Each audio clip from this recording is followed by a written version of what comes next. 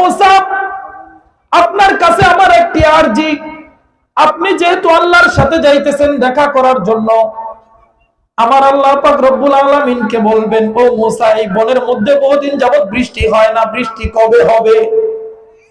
নাকি বৃষ্টি হবে না? বৃষ্টি হবে কি হবে না, আমার আল্লাহর কাছে আপনি এই তাকাজাটা পেশ করবেন। সাইয়েদানা মুসা আলাইহিস সালাতু ওয়াস সালাম আল্লাহ পাক রব্বুল আলামিনের কাছে যখন কথা বলে চলে আসেন, তখন বলেন, ইয়া আল্লাহ, আপনার সাথে আমার বাড়তি একটা তাকাজা রয়েছে। বলে, কি তাকাজা?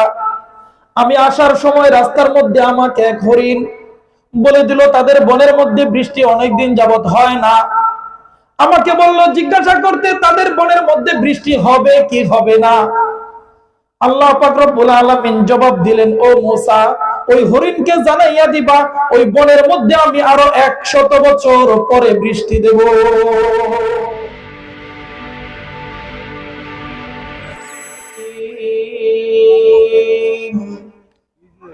বিসমিল্লাহির রহমানির রহিম।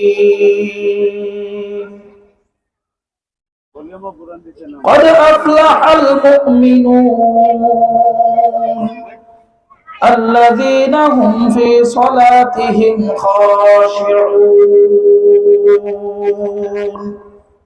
والذين هم عن اللغو معرضون أو كما قال الله تعالى في كلامه المجيد وفي الفرقانه الحميد. وقال رسول الله صلى الله عليه وسلم لا يؤمن أحدكم حتى أن أكون أحب إليه من والده وولده والناس أجمعين أو كما قال رسول الله صلى الله عليه وسلم. আমরা সকলেই দুরূদ শরীফ পড়ি। اللهم صل على محمد النبي الأمي وعلى آله وبارك وسلم تسليما كثيرا كثيرا. بلغ العلا بكماله كشف الدجى بجماله حسنت جميع خصاله صلوا عليه وآله. कर दिया जंगे उहुद में मुस्तफा दंदा शहीद ए शरीयत ए तरीक़त हमको मिलने के लिए बलगल उला बिकमालिही कशफद दुजा बिजमालिही हसनत जमीउ खिसालिही सल्लू अलैहि व आलिही. अल्हम्दुलिल्लाह सुम्मा अल्हम्दुलिल्लाह. চরপিতলগঞ্জ নীলের কুঠি জামে মসজিদ ও যুব সমাজের উদ্যোগে আজকের ইসলামী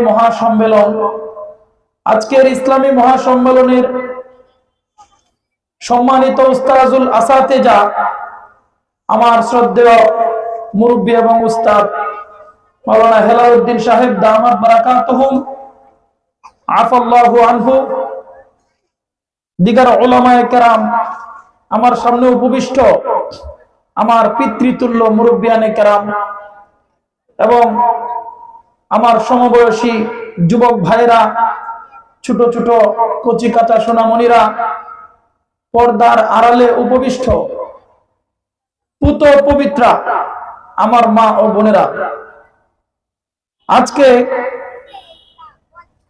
চরপিতলগঞ্জ নীলের কুঠি জামে মসজিদ ও যুব সমাজের উদ্যোগে মাহফিল হওয়াতে আমরা সবাই খুশি না বেজার? খুশি থাকলে সকলেই একবার জোরে সোরে বলি আলহামদুলিল্লাহ। আমরা মহান আল্লাহ পাক রব্বুল আলামিনের দরবারে শুকর আদায় করলাম। আমরা যে শুকর আদায় করলাম, এই শুকর আদায় করলে লাভ না লস? একটু বলেন, লাভ না লস? লাভ। কেমন লাভ? আমি আপনাদের সামনে সূরাতুল মুমিনুনের দুই তিনটি আয়াত তিলাওয়াত করেছি। বরকতের জন্য বিশ্বনবী মুহাম্মদুর রাসূলুল্লাহ সাল্লাল্লাহু আলাইহি ওয়াসাল্লামের হাদিস সমূহ থেকে একটি হাদিস তেলাওয়াত করেছি। আমরা উক্ত আয়াতগুলো এবং হাদিসের উপর সংক্ষিপ্তভাবে আলোচনা করার চেষ্টা করব ইনশাআল্লাহ। ইতিপূর্বে আমরা যে শুকর আদায় করলাম, শুকর আদায় করলে লাভ নাকি লস, এটা কি জানতে মনে চায় না? চায় না? প্রতিটা জিনিস, প্রতিটা আমলের ফজিলত যদি জানা থাকে তাহলে এটার প্রতি মানুষ ধাবিত হয় বেশি। কথা বলেন, ঠিক না বেঠিক? আমরা যদি ধান লাগানোর পরে ধান বড় হবে, এটার মধ্যে ধান হবে, আমরা এটাকে রিজিক হিসাবে ব্যবহার করব, আমরা যদি দেখতে না পাইতাম চোখের সামনে, তাহলে কেউ ধান লাগাইতো? বলেন, লাগাইতো? লাগাইতো না। এই জন্য যখন মানুষ উপকার দেখে, লাভ দেখে, তখন কি হয়? আমল করতে মনে চায়, আমলের প্রতি উৎসাহটা বেড়ে যায়। আমরা যে আল্লাহর দরবারে আজকের এই জান্নাতি বাগানের জন্য শুকর আদায় করলাম, এই শুকর আদায় করলে লাভ না লস? কেমন লাভ? আল্লাহর নবী মুসা আলাইহিস সালাতু ওয়াস সালাম, আল্লাহর নবী মুসা আলাইহিস সালাতু ওয়াস সালাম, যেই নবীকে বলা হয়তো মুসা কাল্লামাল্লাহু তাকলিমা, মুসা কালিমুল্লাহ যাকে বলা হয়তো, আল্লাহর সাথে কথা বলতেন বিদায় তাকে বলা হয়তো মুসা কালিমুল্লাহ। মুসা কালিমুল্লাহ আল্লাহ পাক রব্বুল আলামিনের সাথে যখন কথা বলতেন, তখন মানুষের বিভিন্ন উযর আপত্তি মুসার কাছে বলা হইতো। বনে ইসরাইল একবার মুসা আলাইহিস সালাতু ওয়াস সালামকে বললেন, ও মুসা, তোমার আল্লাহ আমাদেরকে আসমান থেকে যেই মান্না সালওয়া খাওয়ায়, এই খাবার আমরা আর খাবো না। ইয়া মুসা লান নাসবির আলা তুআমিন ওয়াহিদিন, ও মুসা, তোমার আল্লাহ আসমান থেকে যেই মান্না সালওয়া খাওয়ায়, এটা আমরা আর খাবো না। মুসা, আমরা ভিন্ন ধরনের ভ্যারাইটিস খাবার তোমার খোদার কাছে চাই, আল্লাহর কাছে আমাদের আরজিটা জানাইবা। বনি ইসরাইল মুসাকে জানাইলো, মুসা জানাইলো আল্লাহকে। এভাবে প্রত্যেকটা মানুষ মুসা আলাইহিস সালাতু ওয়াস সালামের কাছে নিজের তাকাজার কথা পেশ করত, আর মুসা আলাইহিস সালাতু ওয়াস সালাম আল্লাহর কাছে পেশ করতেন। সমাধান আসতো আল্লাহ পাক রব্বুল আলামিনের পক্ষ থেকে। হঠাৎ করে একদিন হযরত মুসা আলাইহিস সালাতু ওয়াস সালাম আল্লাহর সাথে কথা বলার জন্য তুর পর্বতে যখন যাইতেছিলেন, প্রতিমধ্যে একটা হরিণ দাঁড়িয়ে আছে। মুসা আলাইহিস সালাতু ওয়াস সালাম দেখলেন হরিণটি মুসা আলাইহিস সালাতু ওয়াস সালামকে দেখে দিব্যি দাঁড়িয়ে আছে, নড়াচড়া করে না। মুসা যত সামনে যায় হরিণ তত শক্ত হয়ে দাঁড়ায়, মুসা আরো সামনে যায় হরিণ আরো শক্ত হয়ে দাঁড়ায়। এভাবে মুসা আলাইহিস সালাতু ওয়াস সালাম যাইতে যাইতে যাইতে যাইতে যখন হরিণের নিকটবর্তী হয়ে গেলেন, হরিণের জবান আল্লাহ পাক রব্বুল আলামিন খুলে দিলেন।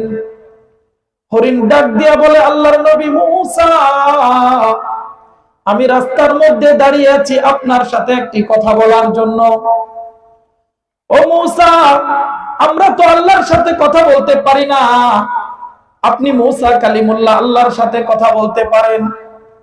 আপনার কাছে আমার একটা তাকাজা আছে, আমার তাকাজাটা আল্লাহর কাছে বলবেন। আল্লাহ পাক রব্বুল আলামিন যেই সিদ্ধান্ত দেয়, এই সিদ্ধান্তের কথা আপনি আমাকে শোনাবেন।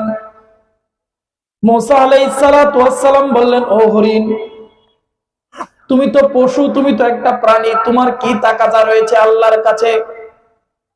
ও হরিণ, চিন্তা নাই, ভয় নাই, চিন্তা নাই, ভয় নাই, আমার কাছে মন খুলে তোমার তাকাজা পেশ করো, তোমার তাকাজাটুকু আমি আমার রব্বুল আলামিনের কাছে পৌঁছে দেব। বলেন সুবহানাল্লাহ। মুসা আলাইহিস সালাতু ওয়াস সালামের কাছে হরিণ তাকাজা পেশ করলেন। ও মুসা, বহুদিন যাবত এই বন জঙ্গলের আশপাশে বৃষ্টি হয় না। বলেন কি হয় না? বৃষ্টি হয় না। বৃষ্টি না হওয়ার কারণে এই বনের ভিতরে যত জলাশয় ছিল সমস্ত জলাশয় শুকিয়ে গেল। জলাশয় বুঝেননি? পুকুর, পুকুর, পুকুর, নদী নালা যা ছিল। হরিণটা মুসা আলাইহিস সালাতু ওয়াস সালামকে ডাক দিয়ে বলে, ও মুসা, এই বনের মধ্যে যত নদী নালা, খাল বিল, পুকুর, জলাশয় ছিল খরার কারণে সব শুকায় গেছে, কোনো প্রাণী পানি পায় না। ও মুসা, এখন আমাদের এমন অবস্থা হয়েছে, এমন অবস্থা হয়েছে যে আমাদের দুগ্ধবর্তী যে সমস্ত প্রাণীগুলো আছে, বাচ্চাদেরকে দুধ খাওয়ায়, পানি না পাওয়ার কারণে ওই সমস্ত দুগ্ধবর্তী পশুর উলান গুলো দুধ শূন্য হয়ে গেছে। ও মুসা, আপনার কাছে আমার একটি আরজি, আপনি যেহেতু আল্লাহর সাথে যাইতেছেন দেখা করার জন্য, আমার আল্লাহ পাক রব্বুল আলামিনকে বলবেন, ও মুসা, এই বনের মধ্যে বহুদিন যাবত বৃষ্টি হয় না, বৃষ্টি কবে হবে? নাকি বৃষ্টি হবে না?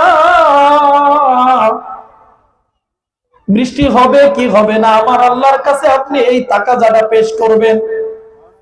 সাইয়েদানা মুসা আলাইহিস সালাতু ওয়াস সালাম আল্লাহ পাক রব্বুল আলামিনের কাছে যখন কথা বলে চলে আসেন, তখন বলেন, ইয়া আল্লাহ, আপনার সাথে আমার বাড়তি একটা তাকাজা রয়েছে। বলে কি তাকাজা? আমি আসার সময় রাস্তার মধ্যে আমাকে এক হরিণ বলে দিল তাদের বনের মধ্যে বৃষ্টি অনেকদিন যাবত হয় না। আমাকে বলল জিজ্ঞাসা করতে তাদের বনের মধ্যে বৃষ্টি হবে কি হবে না। আল্লাহ পাক রব্বুল আলামিন জবাব দিলেন, ও মুসা, ওই হরিণকে জানাইয়া দিবা ওই বনের মধ্যে আমি আরো 100 বছর পরে বৃষ্টি দেব। বলেন কয় শত বছর পরে? 100 বছর পরে বৃষ্টি দেব। মুসা আলাইহিস সালাতু ওয়াস সালাম যখন আল্লাহর কাছ থেকে ফিরে আসলেন, ফিরে আসার সময় প্রতিমধ্যে হরিণী দাঁড়ানো, সাথে সাথে মুসা আলাইহিস সালাতু ওয়াস সালামকে জিজ্ঞাসা করলেন, ও মুসা, আল্লাহর কাছে আমার খবরটুকু তুমি পৌঁছাইছিলা কিনা? মুসা আলাইহিস সালাতু ওয়াস সালাম যখন আল্লাহ পাক রব্বুল আলামিন বলছেন 100 বছর পরে, উনি মনে মনে কয় যদি 100 বছর পরে বৃষ্টি হয়, এই সংবাদ যদি আমি হরিণের কাছে শোনাই, তাহলে হরিণ খুশি হওয়া তো দূরের কথা, বেজার হইয়াই কুল পাবে না। কারণ 100 বছর পরে সেও থাকবে না, তার ঘর থেকে যে বাচ্চা হবে সেই বাচ্চাগুলো থাকবে না, এবং সেই বাচ্চার ঘরতে যেই হরিণীর নাতি পুতি হবে এবং নাতি পুতিনি থুতিনি হবে, এগুলাও থাকবে না। মুসা আলাইহিস সালাতু ওয়াস সালাম মনটা বড় ভার, মনটা বড় বেজার। হরিণী ডাক দিয়া বলে, ও মুসা, তোমার মনটা বেজার কেন? বলে বেজার এই জন্য, আল্লাহ পাক রব্বুল আলামিন যেই সংবাদ দিয়েছেন, এই সংবাদ যদি আমি তোমাকে শোনাই তাহলে তোমার মনটা বেজার হয়ে যাবে, আর তুমি একটা প্রাণী, তোমার মনের মধ্যে আমি কিভাবে কষ্ট দেব? হরিণ মুসাকে ডাক দিয়া বলে, ও মুসা, কষ্ট নাই, চিন্তা নাই, তুমি বলো আল্লাহ পাক রব্বুল আলামিন কি বলেছে। মুসা আলাইহিস সালাতু ওয়াস সালাম বলেন, ও হরিণী, তোমাকে ধৈর্য ধারণ করতে হবে। বলে কতদিন ধৈর্য ধারণ করতে হবে? আমার আল্লাহ পাক রব্বুল আলামিন বলেছেন বৃষ্টি হবে 100 বছর পরে। বলেন সুবহানাল্লাহ। 100 বছরের কথা শোনার পরে হরিণী মুখ থেকে জবান খুলে বলে ফেললো আলহামদুলিল্লাহ। একটু জোরে বলেন আলহামদুলিল্লাহ। হরিণ যখন জবান দিয়ে বলল আলহামদুলিল্লাহ, মুসা আলাইহিস সালাতু ওয়াস সালাম আশ্চর্য হয়ে গেলেন, কিরে হরিণী, আমি তোমাকে 100 বছরের কথা বলছি, 1 বছরের কথা নয়। 100 বছর পরে রে হরিণী, তুই তো জীবিত থাকবি না, তোর ঘর থেকে যে বাচ্চা আসবে সেই বাচ্চাও থাকবে না, তোর বাচ্চার ঘরে যে নাতি আসবে সেই নাতিও থাকবে না। তাহলে তুমি কোন বুঝে আলহামদুলিল্লাহ বললা রে হরিণী? হরিণী ডাক দিয়া বলে, ওগো মূসা, একটা কথা তুমি মনে রাখবা, আমাকে তুমি বেশি মহব্বত করো নাকি আমার আল্লাহ বেশি মহব্বত করে? বলেন আমাদেরকে বেশি মহব্বত করে কে? আর একটু জোরে বলতে হবে, আমাদেরকে বেশি মহব্বত করেন কে? আল্লাহ পাক রব্বুল আলামিন হাদিসে কুদসিতে বলেন, আমার 100 ভাগ দয়ার মধ্যে সেই 100 ভাগ দয়াকে 100 ভাগ করে 1 ভাগ আমি মাত্র 18,000 মাখলুকাতের মধ্যে বন্টন করে দিয়েছি, আর 99 ভাগ দয়া আমি আল্লাহ পাক রব্বুল আলামিনের কাছে রেখে দিয়েছি। বলেন সুবহানাল্লাহ। হরিণ ডাক দিয়া বলে, ও মূসা, তুমি আমার প্রতি যে দরদ দেখাইতেছো মূসা, এক ভাগ দয়া মায়া নিয়া তুমি আমাকে দরদ দেখাইতেছো, যে আল্লাহ পাক রব্বুল আলামিনের কাছে আরো বাকি 99 ভাগ দয়া রয়ে গেছে, সেই আল্লাহ বলেছে 100 বছর পরে বৃষ্টি দেবে, আমি কেন আলহামদুলিল্লাহ বলবো না? সবাই বলেন আলহামদুলিল্লাহ। বলেন একটা হরিণের কথা আল্লাহ শুনে না? শুনে না? একটু জোরে বলেন, শুনে না? শুনে না? যখন হরিণ এই কথা বলে, হরিণের কথা অনুযায়ী আসমান থেকে ফয়সালা হয়ে গেল। আল্লাহ পাক রব্বুল আলামিন হরিণের শুকর আদায় করা শুনে বৃষ্টির ফেরেশতা হযরতে মিকাইল আলাইহিস সালাতু ওয়াস সালামকে ডাক দেয়া বলে, ও মিকাইল, আমি যেই ঘোষণাটা দিলাম 100 বছর পরে বৃষ্টি নিয়ে আসবা জমিনের মধ্যে, ও মিকাইল, আমার সৃষ্টি হরিণ যেই কথাটা বললো, 100 বছরের কথা শুনেও সে আমার প্রতি নারাজ হয় নাই, না শুকরিয়া আদায় করে নাই, বরং শুকর আদায় করেছে। রে মিকাইল, আমার পক্ষ থেকে আদেশ হইল, যে বৃষ্টি তুমি 100 বছর পরে বর্ষাইতা, এখনই তাৎক্ষণিকভাবে ওই বনের মধ্যে বৃষ্টি বর্ষাইয়া দাও। আর একটু জোরে বলেন সুবহানাল্লাহ। হযরতে মূসা আলাইহিস সালাতু ওয়াস সালাম হরিণের সাথে দেখা করে যখন ঘরের মধ্যে যায়, ঘরের মধ্যে যাওয়ার আগে মূসার শরীরে বৃষ্টি শুরু হয়ে গেছে। মূসা আলাইহিস সালাতু ওয়াস সালাম বলে, আল্লাহ বলল 100 বছর পরে বৃষ্টি হবে, এখন 100 বছর আগের বৃষ্টি এখন কেমনে হয়? আল্লাহ পাক রব্বুল আলামিন ডাক দিয়া বলে, লা ইন শাকারতুম লাযীদান্নাকুম ওয়া লা ইন কাফারতুম ইন্না আযাবি লাশাদীদ। ও মূসা, তুমি জানো না, আমার বান্দা যখন দুনিয়াতে রিজিক পাইয়া, নিয়ামত পাইয়া, সেই রিজিকের শুকরিয়া আদায় করে, নিয়ামতের শুকরিয়া আদায় করে, আমি আল্লাহ পাক রব্বুল আলামিন তার নিয়ামত বহু বহু গুণে বাড়াইয়া দেই। আর একটু জোরে বলেন সুবহানাল্লাহ। মাত্র বললাম আলহামদুলিল্লাহ বলার উপকার, ফায়দা। সুবহানাল্লাহ বলার ফায়দা কি বলতে হবে নাকি? সুবহানাল্লাহ একটু জোরে করবেন। একবার সুবহানাল্লাহ যে ব্যক্তি বলে, এই ব্যক্তির আমল নামার মধ্যে আল্লাহ পাক রব্বুল আলামিন একটা সওয়াব লিখেন, এবং সুবহানাল্লাহি ওয়া বিহামদিহি সুবহানাল্লাহিল আযীম, আল্লাহ রাসূল বলেন, এই দুইটা শব্দের উপরে আল্লাহ পাক রব্বুল আলামিন সমস্ত আসমান জমিন কায়েম এবং দায়েম রেখেছেন। বলেন সুবহানাল্লাহ। শুধু তাই নয়, যে ব্যক্তি একবার বলবে সুবহানাল্লাহ, তার জন্য আল্লাহ পাক রব্বুল আলামিন জান্নাতের মধ্যে একটা গাছ লাগায় দেন। বলে সুবহানাল্লাহ। বলেন লাভ না লস? আল্লাহ পাক রব্বুল আলামিন ডাক দিয়া বলে, লাইন শাকারতুম লাযীদান্নাকুম ওয়া লাইন কাফারতুম ইন্না আযাবি লাশাদীদ।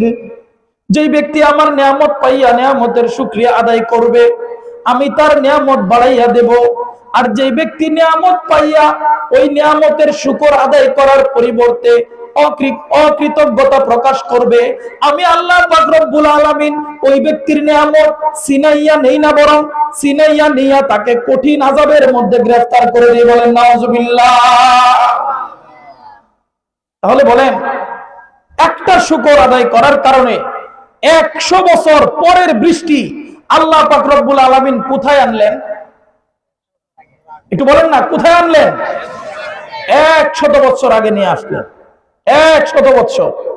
তাহলে বলেন, হরিণ যে একটা কথা বললো, ওগো আল্লাহর নবী মুসা, মায়াটা কি তোমার বেশি নাকি আমার আল্লাহর বেশি? বলেন, মায়াটা কি তোমার বেশি নাকি আল্লাহর বেশি? আল্লাহ পাক রব্বুল আলামিনের বেশি। 99 ভাগ দয়া আল্লাহ পাক রব্বুল আলামিন রেখে দিয়েছেন। আল্লাহ পাক রব্বুল আলামিন কোরআনুল কারীমের মধ্যে আরেকটা আয়াতের মধ্যে বলেন, ফাকুলতু আস্তাগফিরু রাব্বাকুম ইন্নাহু কানা গফফারা। ও নবী, আপনি আপনার উম্মতদেরকে বলে দেন, আপনার যেই উম্মতের মধ্যে যেই আমার কাছে তওবা করবে, ফাকুলতু আস্তাগফিরু রাব্বাকুম, আপনি আপনার উম্মতদেরকে আদেশ দেন, তোমরা তোমাদের প্রতিপালকের কাছে ক্ষমা প্রার্থনা করো, ইন্নাহু কানা গফফারা, নিশ্চয় আল্লাহ অত্যন্ত ক্ষমাশীল, অত্যন্ত ক্ষমাশীল। উলামায়ে কেরাম বুঝবেন, এখানে ইন্নাহু কানা গফফারা, গফফারা শব্দটা হচ্ছে মুবালাগার সিগা। একটা হলো ইন্নাহু, আর একটা হচ্ছে মুবালাগার সিগা, মানে তাকিদে তাকিদে, কিরে হোসেনপুর যাবি না? আরে যায়াম মানে 100 বার যায়াম, যে বলছে যায়াম মানে 100 বার যায়াম। আচ্ছা বলেন, কথাটা কি দুর্বল না শক্তিশালী? বলেন, শক্তিশালী না দুর্বল? শক্তিশালী। মানে আরে যাবো না মানে অবশ্যই যাবো, মানে সে এমন ভাবে কথাটা বলছে যে সে যাবেই যাবে, তাকে কেউ ফিরাইতে পারবে না। কথাটা যদি কিয়ামত না হয় আর যদি না মরিতে যাবো, এর মানে কি? যাবে। আল্লাহ পাক রব্বুল আলামিন বলেন, ফাকুলতু আস্তাগফিরু রাব্বাকুম ইন্নাহু কানা গফফারা। ও নবী, আপনার উম্মতদেরকে জানাইয়া দেন, যেই ব্যক্তি আমার কাছে খাঁটি দিলে তওবা করবে, আমি আল্লাহ পাক রব্বুল আলামিন ওই ব্যক্তির তওবা কবুল করে ওই ব্যক্তির সারা জীবনের গুনাহ মাফ করে দেই। কারণ কি? ইন্নাহু কানা গফফারা, তিনি তো অত্যন্ত ক্ষমাশীল, তিনি তো অত্যন্ত ক্ষমাশীল। খালি ক্ষমাশীল না, অত্যন্ত ক্ষমাশীল। মানুষের নাম শুনছেন নি? আব্দুল গফুর শুনছেন? আব্দুল গফুর। এই যে গফুরুন শব্দের অর্থ হচ্ছে হলো তার এমন দয়াশীল যার দয়ার একটা সীমা আছে।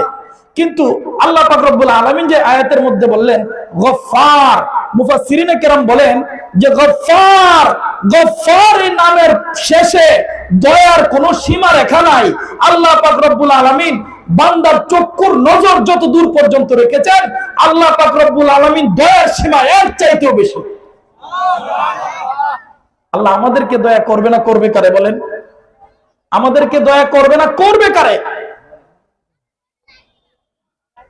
এইবার আসেন, আপনাদের সামনে আমি একটি আয়াত তিলাওয়াত করছি আর একটা হাদিস তিলাওয়াত করছি। আয়াতের মধ্যে আল্লাহ পাক রব্বুল আলামিন বলেন, قد أفلح المؤمنون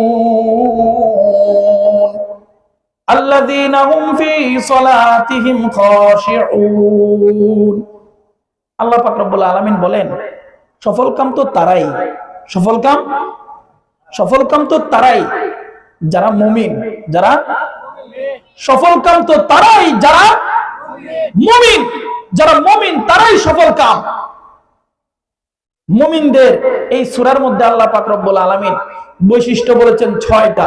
বলেন কয়টা? 6টা বৈশিষ্ট্য আল্লাহ পাক রব্বুল আলামিন বলেছেন।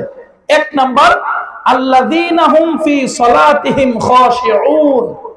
আল্লাহ পাক রব্বুল আলামিন বলেন, যারা সফলকাম এই সমস্ত মুমিনদের মধ্যে একজন হইছে সে আল্লাযীনা হুম ফি সালাতিহিম খাশিউন, যে তার নামাজের মধ্যে বিনয়ী ভাবে নামাজ পড়ে। নামাজের মধ্যে কিভাবে নামাজ পড়ে? নামাজের মধ্যে নম্রতা এবং বিনয়ী ভাব নিয়ে নামাজ পড়ে। নামাজের মধ্যে দাঁড়াইছে এমন ভাবে, মনে করেন হের মতো পণ্ডিত আর কেউ নাই, দুইটা ঠ্যাং ভালো করে ভাবে সেগাইয়া নামাজের মধ্যে দাঁড়াইছে নেতার মতো। পাঞ্জাবির বুকের বোতাম গুলো খোলা, মাথার মধ্যে টুপি নাই, চুলগুলো আশ্রানো মাশ্রানো কিছু নাই, পাগলের মতো দেখা যায়। দাঁড়াইছে কার সামনে? একটু জুড়ে বলেন, কার সামনে? বাজান, দুনিয়ার একজন মন্ত্রী এমপির সামনে যদি আমরা দাঁড়াই, তাহলে আমরা এভাবে দাঁড়াই নাকি একটু ভদ্রভাবে দাঁড়াই? বলেন কিভাবে দাঁড়াই? একটু ভদ্রভাবে দাঁড়াই। কিন্তু আমার আল্লাহর দাম মেম্বার, চেয়ারম্যান, মন্ত্রী, এমপি তাদের চাইতে কম না বেশি? তাহলে ওই আল্লাহর সামনে আমি দাঁড়াইলাম, তাহলে ওইখানে আমাকে একটু পুষপাস করে দাঁড়াইতে হবে কিনা বলেন? তার মানে এই না যে তোমার নতুন পাঞ্জাবি নাই, নতুন পাঞ্জাবি পরতে হবে, নতুন টুপি নাই, নতুন টুপি পরতে হবে, তোমার নতুন পায়জামা নাই, নতুন পায়জামা পরতে হবে, এরকম নয়। তোমার যে পুরাতন কাপড়গুলো আছে ওইগুলো ধুয়ে মুছে পরিষ্কার করে পবিত্র হয়ে আতর পরিধান করে সুগন্ধি ব্যবহার করে আল্লাহর সামনে দাঁড়াইয়া যাও। কুমু লিল্লাহি কানিতিন, আল্লাহর সামনে দাঁড়াও। তাহলে আল্লাহর সামনে দাঁড়াইলে ওইভাবে দাঁড়াইতে হবে। নামাজের মধ্যে দাঁড়াইছে, বুতাম সব খোলা, জিজ্ঞাসা করছে কি ব্যাপার, বুতাম খোলা করে? গরমটা একটু বেশি না? গরমটা একটু কি? এবার একটু চিন্তা করেন, যখন জাহান্নামের ধার প্রান্তে জাহান্নামের ভয়াবহতার অবস্থা কিরকম আসছে জানেন? জাহান্নাম যেখানে, জাহান্নাম থেকে 500 বছরের দূরের রাস্তা। একটা যুবক মানুষ একটা তেজি ঘোড়া দিয়া যদি 500 বছর দৌড়ায় কত দূরে যাইতে পারবে? এরকম আমরা যে দুনিয়ার মধ্যে বসবাস করি, এরকম দুনিয়া কমপক্ষে 5 থেকে 7টা আরো বেশি হবে, এগুলা ওভারটেক করবে। ও এত দূর থেকে একটা জাহান্নামীকে যখন বলা হবে একে জাহান্নামের চতুর্দিক থেকে একটা ছাই করাইয়া নিয়ে আসো, একটা ঘুরান দিয়ে নিয়ে আসো, তাকে যখন ফেরেশতারা জাহান্নাম থেকে 500 বছরের দূরের রাস্তা দিয়ে যখন এভাবে ঘুরান দেবে, তখন ওই 500 বছরের দূর থেকে জাহান্নাম যখন তাকে মানে একবারে জাহান্নামের যে আগুনের যে একটা তাপ তখন যাকে টান দিতে চাইবে, দূর থেকে সে ভয়ে তার ভিতরে যত কলিজা, নারী, বুড়ি, ফেফড়া সব শুকিয়ে যাবে। সাথে সাথে সে পানির পিপাসায় একবারে উন্মাদ হয়ে যাবে, পানি পানি বলে চিল্লাইবে। তখন ফেরেশতারা কোনো কিছুর বিনিময়ে তাকে পানি পান করাবে। তাহলে ওই যে জাহান্নামের একটা তাপ কত দূরে? 500 বছর দূরের রাস্তার দূরে। আর আপনি সাধারণ একটু গরমের মধ্যে বুক খালি করে বলতেছেন যে আমার গরম লাগে প্রচুর।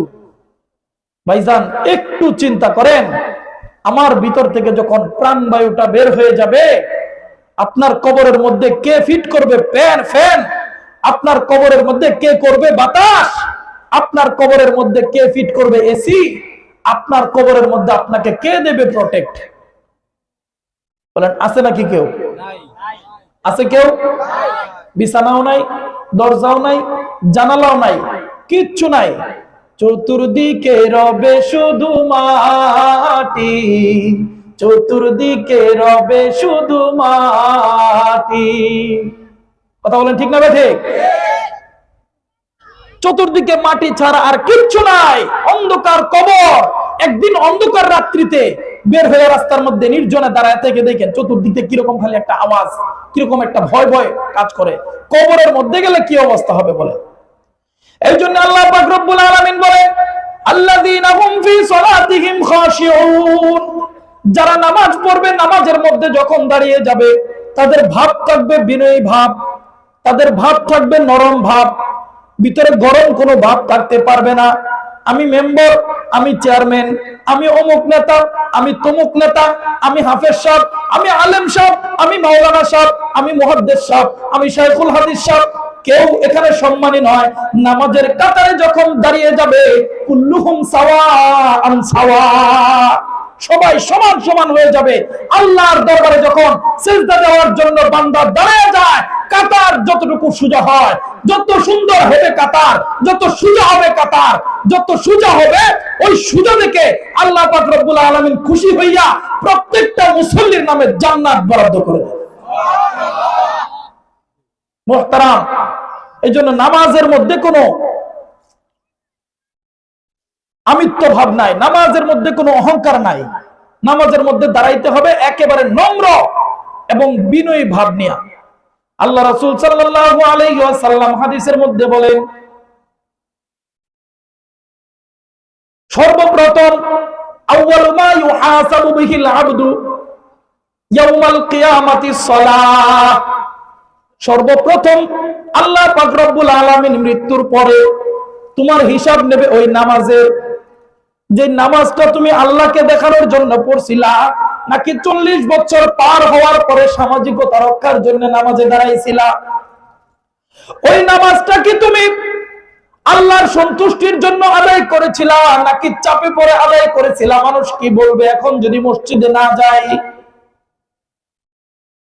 ওই নামাজ কি তুমি আল্লাহর সন্তুষ্টির জন্য রাসূল সাল্লাল্লাহু আলাইহি ওয়াসাল্লামের বাতানো নিয়ম অনুযায়ী পড়েছিলা, নাকি চেয়ারে বসে আদায় করছিলা? নাকি তুমি নামাজের মধ্যে তাল বাহানা খুঁজে ফিরছিলা? তোমার হাত ভালো, পাও ভালো, সবকিছু ভালো, তুমি মসজিদে যাইয়া চেয়ার খুঁজো। তোমার ভাগ্যটা এত খারাপ, এত খারাপ, আল্লাহর কুদরতি পায়ের মধ্যে তুমি একটু সেজদা দিবা, এইটার সৌভাগ্য তোমার নাই। আল্লাহর কুদরতি পায়ের মধ্যে সেজদা দিলে অন্তরের মধ্যে প্রশান্তি আসে না আসে না? একটু বলেন, আসে না আসে না? এখন একটা কথা বলি, কোরআনের একটা আয়াতের মধ্যে আল্লাহ পাক রব্বুল আলামিন বলেন, ইন্না সলাতা তানহা আনিল ফাহশাই ওয়াল মুনকার। আল্লাহ পাক রব্বুল আলামিন এই নামাজের উসিলায় তোমাদেরকে ফিরাবেন সমস্ত ফাহিশা কাজ থেকে। এখন দেখা যায় আমরা 5 ওয়াক্ত নামাজ ঠিকই পড়ি, কিন্তু আমরা তো মগর খারাপ কাজ থেকে ফিরে থাকতে পারি না। কারণটা কি? ওই যে মুসল্লি ভাই ফজরের নামাজের মুয়াজ্জিনের আগে মসজিদে চলে যায়, প্রথম কাতারে নামাজ পড়ে, জোহরের সময় একই অবস্থা, আসরের সময় একই অবস্থা, মাগরিবের সময় একই অবস্থা, এশার সময় একই অবস্থা, 5 বেলা প্রথম কাতারে দাঁড়াইয়া নামাজ পড়ে, আজান দেওয়ার আগে মসজিদে চলে যায়, কিন্তু সুদ থেকে ফিরতে পারে না। 5 ওয়াক্ত নামাজ পড়ে, ঘুষ থেকে ফিরতে পারে না। 5 ওয়াক্ত নামাজ পড়ে, মিথ্যা কথা ছাড়তে পারে না। 5 ওয়াক্ত নামাজ পড়ে, আপন বড় ভাইয়ের আইলটা কাটতে কাটতে কি সিস্টেমে যে কাটে, বাপরে বাপ, ধরার মতো কায়দা নাই। যখন আইলটা কাটতে কাটতে 10% জমি বানায় 11%, বলেন বানায় না বানায় না? আধ হাত জমির জন্য ভাই ভাইকে মার্ডার করে না করে না? মার্ডার করে। আমাদের অর্থ অঞ্চলের মধ্যে, নাম বলবো না, জমির জন্য 3 ভাই মিলে এক ভাইকে এমন ভাবে পিটাইছে, অবস্থা খারাপ। আমার কাছে আইসা গত বাজারের দিনে কাঁদতেছে বাজারে, হুজুর আমার এই অবস্থা। কি ভাই আপনার দোষ কি? আমি মা বাবার ছোট ছেলে, মা বাবা আমার ঘরে থাকছে সারা জীবন, মরার আগে আমার নামে 1 কাঠা জমি বেশি দিছে, আমি জোর করে নেই নাই হুজুর। আব্বা আম্মা বলছে যে ছোট ছেলের ঘরে থাকছি, তোরা কিছু বলিস না, ওরে 1 কাঠা জমি বেশি দিয়ে দিলাম। তখন ভাইরা কিছু বলে নাই। মা বাবা মরার পরে 3 ভাই মিলে এক ভাইরে মারছে। বেশি নিলি কেন? তুই না বললে মা বাপে তোরা দিত না। বলেন, মা বাবাকে দেখে নাই, খাওয়াই নাই, জমির ভাগ কেন একটু বেশি নিল? ভাই কি কঠিন ভাবে দোলাই। এরকম সমাজে এরকম অমানুষ আছে না নাই? আল্লাহর পায়ের মধ্যে যদি সে 24 ঘন্টা সেজদা দিয়া পয়রা থাকে, তার আমলের সরিষা পরিমাণ দাম আছে না নাই? দাম নাই। আগে কামাই হালাল করো, রিজিক হালাল করো। কোন এক কবি বলেন, হারকে বাতন আজহারা মাশপা কে নিস, রুহে উরা রাহসাওয়া আফলা কে নিস। যেই ব্যক্তির পেটটা হারাম দিয়া ভরা, ওই ব্যক্তি যদি আল্লাহর দরবারে দোয়া করে, তার দোয়া আসমানে উঠা তো দূরের কথা, তার মাথার আধ হাত উপরে দোয়াটা উঠে না। বলেন নাউজুবিল্লাহ। আধ হাত উপরে দোয়াটা উঠে না। কারণ কি? তার উদরটা হারামে পরিপূর্ণ। বলেন কিতে পরিপূর্ণ? আজকে দেখা যায় আমি 5 ওয়াক্ত নামাজ পড়লাম, কিন্তু সুদ খাওয়া ছাড়তে পারলাম না। আমি 5 ওয়াক্ত নামাজের মুসল্লি, আমার এত লম্বা লম্বা দাড়ি, কিন্তু আমি মিথ্যা কথা বলা ছাড়তে পারলাম না। আমার এত লম্বা লম্বা দাড়ি, আমি 5 ওয়াক্ত নামাজ পড়ি, কিন্তু গীবত করা ছাড়তে পারলাম না। আমি অন্যের হক মেরে খাওয়া ছাড়তে পারলাম না। একজনের দোকান থেকে 10টা টাকা বাকি সওদা কিনে এনেছি। একজনের দোকান থেকে 10 টাকা আনার পর 10 দিন পর্যন্ত তার দোকানের সামনে দেয়া যায় না। কারণ কি? সে দেখলে আমার কাছে টাকাটা চাইবে। এই ধরনের মন মানসিকতা যাদের আছে, আগে মন মানসিকতা ঠিক করেন, এরপরে নামাজে দাঁড়িয়ে যান। এই সমস্ত নামাজীদের জন্যই আল্লাহ পাক রব্বুল আলামিন বলেন, যারা আমার পায়ের মধ্যে এমন ফ্রেশ মন নিয়া আল্লাযীনা হুম ফি সালাতিহিম খাশিউন, এই ধরনের মন মানসিকতা নিয়া হারাম থেকে পেটটাকে পবিত্র রাখিয়া আমার কুদরতি পায়ের মধ্যে সেজদা দিবে, ওই সমস্ত বান্দাদের জীবনের সমস্ত গুনাহ আমি আল্লাহ মাফ করে দেবে।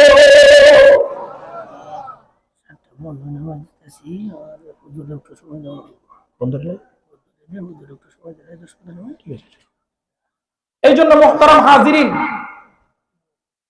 6টা বৈশিষ্ট্যের মধ্যে মাত্র একটা বললাম মুমিনদের বৈশিষ্ট্য। কয়টা? একটাও তাও পুরোপুরি বলতে পারি নাই, একটা বললাম। আল্লাহ যদি হায়াতে তৌফিক দান করে কোনদিন আরো বাকি 5টা বৈশিষ্ট্য বলবো ইনশাআল্লাহ। আপনারা শুনতে রাজি আছেন না ইনশাআল্লাহ? আল্লাহ পাক আমল করবার তৌফিক দান করুন। আপনাদের সামনে যিনি বসা আছেন, উনি আমাদের অত্র অঞ্চলের মধ্যে যত নবীন আলেম উলামা আছে, কোন আলেম বড় বড় মসজিদের বড় বড় খতিব এবং বড় বড় মাদ্রাসার মুহাদ্দিস, বড় বড় মাদ্রাসার শাইখুল হাদিস, বড় বড় মাদ্রাসার মুহতামিম, বড় বড় মাদ্রাসার নাজিমে তালিমাত, সমস্ত আলেম ওলামাদের উস্তাদ আমাদের হুজুর মাওলানা হেলাল উদ্দিন সাহেব হুজুর, আমার নিজের উস্তাদ হুজুর, আমাকে পড়াইছেন। আমাদের মতো এরকম হুজুরের হাজার হাজার ছাত্র আছে যারা দ্বীনের খেদমত করতেছে আশপাশে। আমরা সবাই আজকে থেকে হুজুরের জন্য নেক হায়াতের দোয়া করতে পারবো না ইনশাআল্লাহ? একজন মানুষের উসিলায় দুনিয়াতে আমাদের আশপাশে সমস্ত এলাকার মধ্যে দেখেন একটা ফুল ফুটে গেছে। কত আলেম উলামা হয়ে গেছে, কত আলেম উলামা, সবাই হুজুরের ছাত্র। মুফতি আলামিন সাহেব হুজুর, তারপরে মুফতি হাশিম সাহেব হুজুর, তারপরে আমাদের এলাকার মধ্যে যত আলেম উলামা আছেন সবাই হুজুরের ছোট, সবাই হুজুরের ছোট। এমনও আছে হুজুর ধরে ধরে মাদ্রাসায় নিছেন এবং অনেকে আছে ছোট্ট। আমাদেরকে ছোটবেলায় হুজুর ধরে ধরে মাদ্রাসায় নিছেন, আমরা হুজুরের কাছে পড়াশোনা করছি, হুজুর আমাদেরকে ধরে ধরে নিয়ে পড়াইছেন। আমাদেরকে যখন পড়াইতেন তখন কত ভালো লাগতো, কত ভালো লাগতো। আর আমাদেরকে যে দোয়া দিত, আমার মনে হয় আল্লাহ পাক রব্বুল আলামিন সেই দোয়ার বরকতে আজকে আপনাদের সামনে 2-4টা কথা বলার তৌফিক আল্লাহ দিবেন। আল্লাহ পাক রব্বুল আলামিন যে কথাগুলো বললাম, আমাদের সবাইকে এই কথাগুলোর উপর আমল করবার তৌফিক দান করুন। সবাই বলেন আমিন।